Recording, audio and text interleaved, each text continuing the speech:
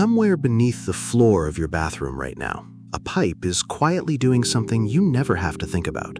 You flush, and in seconds, everything is gone. Not carried to the yard, not left to sit, just gone, silently, into a system so reliable that most people alive today have never once wondered where it actually leads. Now picture a city with no such system at all. A city of over 2 million people, the largest and richest city on Earth, where human waste simply had no reliable to go. Not a poor, forgotten village. This is London, and the year is 1854. So how does an entire city function for centuries with no real answer to a question this basic? And what does it actually take, in the end, to force that question to finally get answered? Walk down an ordinary London street in this period, and the evidence is everywhere, if unpleasant to notice. Gutters running down the center of the road carry more than rainwater. Chamber pots are emptied from upper windows into the street below, a common enough habit that pedestrians learned to walk close to the buildings rather than the curb. Market stalls sit only a short distance from open drains. None of this was considered scandalous. It was simply Tuesday. For most history, the answer was the cesspit, a hole dug beneath or beside a home, slowly filling with what the household produced, waiting to be emptied by hand. And the person who emptied it had one of the strangest, most dreaded jobs in English history. He was called a gong farmer, and later simply a nightman. The law only allowed him to work between 9 at night and 5 in the morning, specifically so that ordinary people never had to see or smell what his job actually involved. He climbed down into the pit itself, sometimes waist deep, sometimes worse, filling bucket after bucket by hand, while others hauled the load up by rope and packed it onto a waiting cart. Because the work demanded small bodies in tight spaces, boys were often brought along to help. It was dangerous in ways that had nothing to do with the obvious. The gas produced by decomposing waste in an enclosed pit could genuinely kill a man before he ever knew it was there, and the pits themselves weren't always structurally sound. One recorded case describes a gong farmer named Richard the Raker who fell through a rotted cesspit ceiling and drowned in the very waste he'd been hired to remove. And yet, remarkably, this was not a poorly paid job. A single night's brutal labor could earn what an ordinary worker made in a week. The trade-off was social. Gong farmers were often required to live only in certain parts of town, kept at arm's length by the very communities that depended entirely on their willingness to do this work. Ordinary households, meanwhile, managed daily life around this same basic problem, in whatever way their wealth allowed. A prosperous family might have a private privy of its own, built directly over its own cesspit, tucked discreetly away from the house. A poorer family, especially in a crowded city, often shared a single privy between many households, or made do with a simple chamber pot emptied into the street or a nearby gutter each morning. Public latrines existed in larger towns, but never in anything close to sufficient numbers. None of this was considered shocking at the time. It was simply how a city worked, in the total absence of any better alternative. For centuries, that system, primitive as it was, mostly held. Then London started growing faster than anyone could plan for. By the middle of the 1800s, the city's population had nearly tripled in 50 years, climbing past 2 million people. Every one of those people produced waste every single day. The old system of cesspits and night soil men, built for a much smaller city, was being asked to handle something it was never designed for. Nearly 200,000 cesspits sat beneath London by this point, many of them already failing, some even leaking gas dangerous enough to catch fire. Then a new invention made the problem dramatically worse: the flushing toilet. It seemed like an improvement, and in the home it was. But every flush sent waste out of the house and into an aging network of sewers that had never been built to carry it anywhere except straight into the River Thames, the very same river Londoners used for drinking water, for washing, and for cooking. This is the detail people find hardest to believe. The river carrying away the city's waste was also the river filling the city's cups. And so, every few years, disease tore through London without warning or explanation. Cholera arrived for the first time in the early 1830s and killed thousands. It came back in 1848, and the death toll more than doubled. It came back again in the early 1850s, claiming still more lives. Entire families could fall ill within a single day, with no visible cause, no known cure, and no way to predict who would be next. Nobody could say with confidence why it kept happening. The dominant medical theory of the age insisted that disease traveled through bad-smelling air itself, If a place smelled foul in this thinking, it was dangerous to breathe. Nobody yet believed the actual water people were drinking could be the culprit.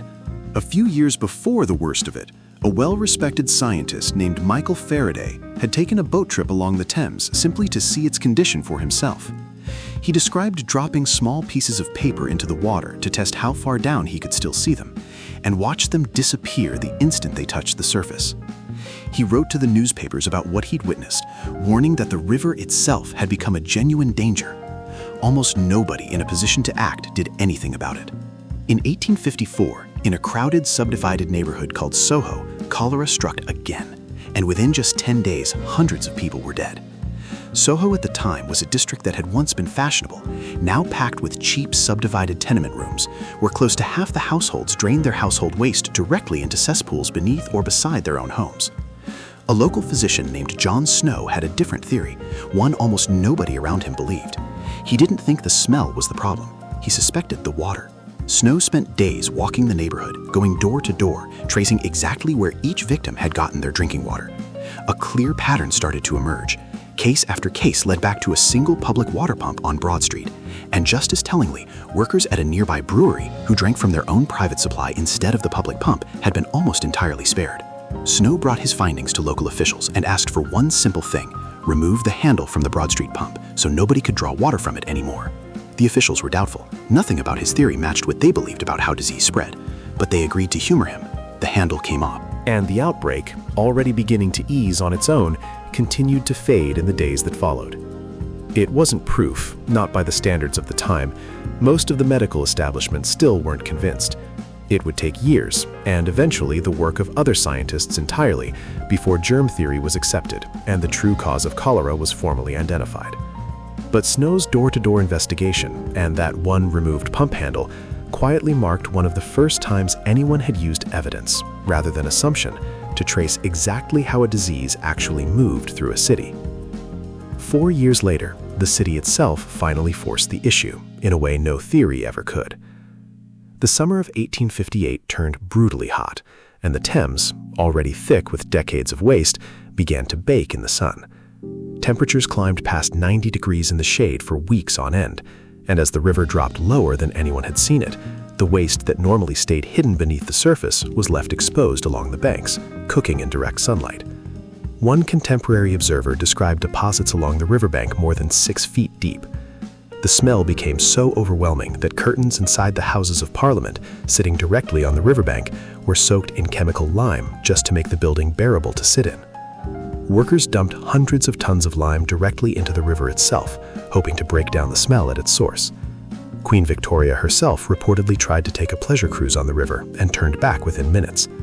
Members of Parliament seriously discussed relocating the entire government elsewhere, simply to escape the smell of their own city's waste. London's leaders had spent decades debating what to do about the Thames. The stench of that single summer accomplished what years of warnings from doctors and scientists had failed to do. Parliament rushed through funding for a completely new sewer system in a matter of days. The job fell to an engineer named Joseph Bazalgette. His solution wasn't a patch on the old system, it was a complete rebuild. A vast new network of brick sewers sloped to carry waste steadily eastward, far beyond the city center, before releasing it well downstream of London itself. To lift waste from the low-lying parts of the city into the higher pipes that carried it away, Bazalgette built grand pumping stations, ornate enough that one of them, Abbey Mills, would later be nicknamed the Cathedral of Sewage. Above the new sewer lines themselves, his project built entirely new stretches of riverfront, the Victoria, Chelsea, and Albert embankments, reshaping the face of the city along with what ran beneath it. Construction ran for over 15 years, consuming hundreds of millions of bricks and requiring so many bricklayers that their wages climbed simply because the demand outpaced the supply. In 1866, while the new system was still being finished, cholera struck London one final time, but this time it struck only in the one district that hadn't yet been connected to Bazalgette's new sewers. Everywhere else, the city that had buried disease beneath the streets for centuries stayed almost entirely untouched. It was, in the end, the clearest proof anyone could ask for that John Snow had been right all along. London was not alone in this. Paris was rebuilding its own sewer network in these same decades, and cities across Europe and America wrestled with the same basic mismatch. Waste systems built for small towns suddenly straining under populations no one had planned for. London simply became the most visible, most extensively documented case of a problem nearly every growing 19th century city was quietly fighting.